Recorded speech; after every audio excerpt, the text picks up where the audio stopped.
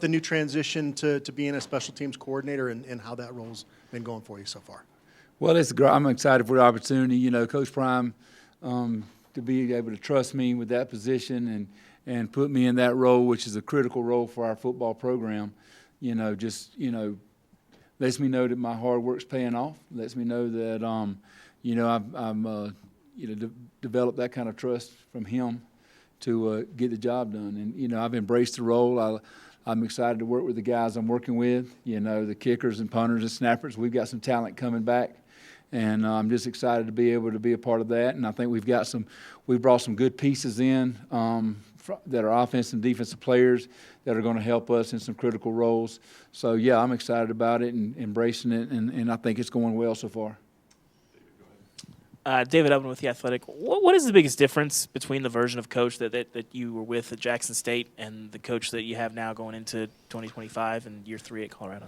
Well, through my experience as a head coach, we all get more comfortable as we get more experience doing things. I think Coach is I've seen his growth as a head coach. He's gotten better every year. And also here, I think here the support system is allows him to be the head coach. When you're at different schools, it's no different than when I was coaching high school football in Georgia. When you're in a smaller school and you don't have as much, much of a support system, you have to wear more hats. When you get at a bigger situation like we have here at Colorado, you're able to focus more on the duties of being a head coach. And I think he's been able to do that. And I think he is, done a great job of growing and just becoming, seasoned veteran head coach. And it's been, I'm just glad I'm along for the ride. Where does that comfort level show? Well, I think it shows up in how he deals with the staff and how he deals with the players, and how he, just handles the day-to-day operations. It's just a situation where I can see him. He's more comfortable, every year dealing with the different things that come up as being a head coach. The toughest part of being a head coach is not dealing with players; it's dealing with adults. And I think he does a great job of dealing with his coaches and dealing with the support staff and everyone. And I can just see the growth in those areas. Hey, Coach. Brian Howell, the Daily Camera. Kind of a lighthearted question for you, but Coach was excited about Buck Buchanan is going to be able to put the ball through the end zone. But are guys like Ben Finiseth maybe a little bit disappointed because he brings a lot of energy on that kickoff team? Well, you know what? I think we can figure out some kind of deal to reward whoever gets down to the end zone first. I told him, I said, I don't know if there's going to be a lot of tackles, a lot of plays. We don't win a lot of tackles, a lot of plays. The other day was the first day that Buck really got to show his skill level. We knew what he could do. We saw it on film.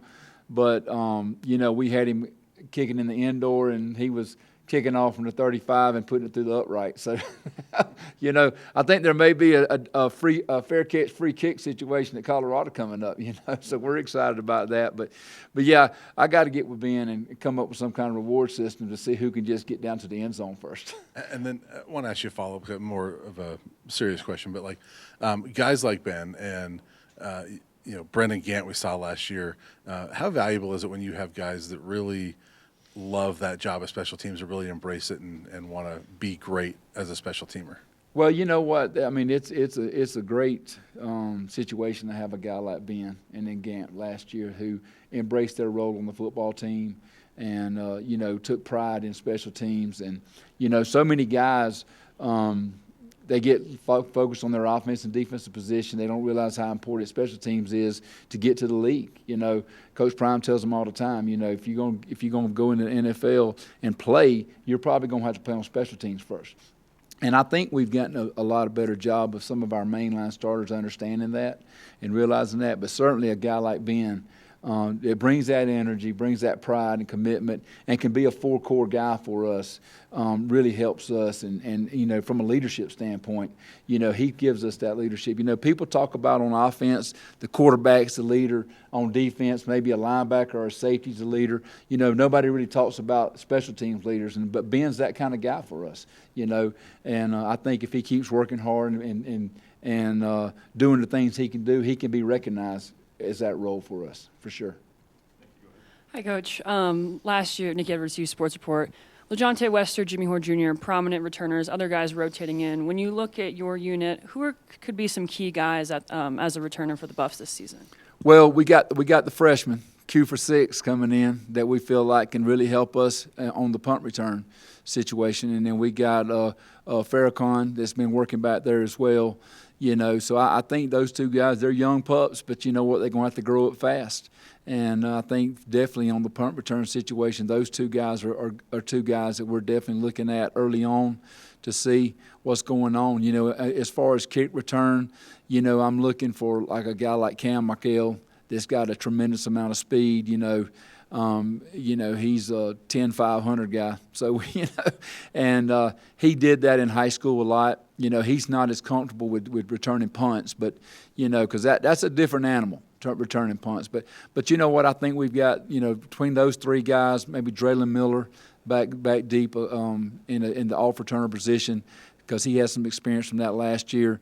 So I'm excited about that, and of course we're excited about some additions to our coaching staff that are going to help us in the return game. Because the returners, it's more than just catching the ball and running fast. There's an art to it, and I think we got some guys that we've brought in that can help with that. And I'm certainly in tune with the fact that Coach Prime was disappointed that we only returned one punt for a touchdown last year. And something that was kind of his specialty as a player. So we're going to put a lot more emphasis on it, and I think too, to be fair, talking about a guy like Buck, Buck's going to help us in our return game because we don't have to spend so much time on kickoff now. Obviously we're going to put time in it and we're going to do the necessary things to get it done. But when your guy's kicking out the back of the end zone, that means you can put more emphasis on other things. So we're excited about that. Hey, Coach, Matt Smith, Independent. There were a couple times last year where the offense got plus 50, kind of no man's land in between, and because, maybe Mata doesn't have the strongest leg, had to go for it in fourth and long. How are you planning to address that this year? Is it going to be a by-committee thing, or is this truly an open kicking competition completely? Well, I think here's the deal is, Coach Prime's a big trust guy, and he trusts Mata. And so if we're seeing close, somebody's really going to have to pack their lunch if they're going to beat Mata out from being close. You know what I mean? Because he's earned that kind of that trust and everything. But back deep, we're looking at Buck being able to fill that role. And we've already talked about it that hey, there's going to be some situations where, depending on the game situation, are we going to try to punt them inside the 5, or are we going to give Buck an opportunity to put one through there? And we just got to get him comfortable and feeling good. He's definitely got the leg. We're just working on him just keeping with his technique on longer field goals and not trying to over kick it, but getting him comfortable with the holders and things like that. So I think we definitely have a weapon there, and I think right now my vision is Mata's going to be the short to mid range guy, and then Buck's going to be the long range guy right now, unless that changes. No, you're good. Is it tough to be a specialist if you're just like a long-range guy, or is that kind of like the long-range driver? I think Buck understands his role, and I think he just has to embrace what he's got to do. Mata knows what his limitations, and I've sat down and talked to Buck and told him, hey man, this is kind of where we're looking at for you, and I think he's good with that. But there again, if he comes in on the short to mid-range stuff and he starts, he beats him out, then because we're going to always keep it competitive. But like I say, it's a trust thing, and right now Coach trusts Mata, and I trust Mata. Because I've been in those battles with him, and I've seen what he's done under pressure. So but like I say, I'm excited about the opportunity Buck gives us. And like I said, I think it's going to come down to a situation where it's going to be a game situation where Coach makes a decision: are we going to kick the long field goal, or are we going to try to punt them in deep? Speaking of punting them back, the guy, Greaves that we brought in from Kansas, he's done a great job so far this spring of showing me he can pin folks back inside the 5. Kid has a ton of talent, great work ethic, and he's really doing a great job. Last one, Jack. Hey, Coach, Jack Carlo with that side. I was going to ask about Greaves too, but just what made him intriguing just in the transfer portal for you guys to grab?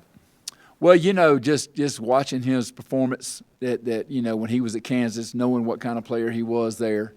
And, you know, the biggest thing about him is his ball placement. You know, in this league, you want to punt the ball between the numbers and the sideline.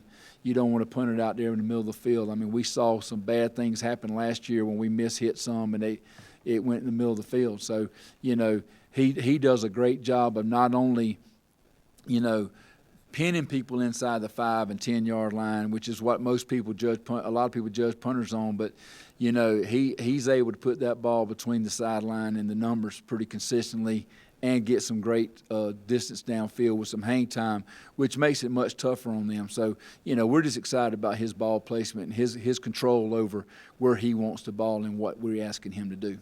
Thanks, Coach. Thank you. Appreciate you guys. Thank you, guys.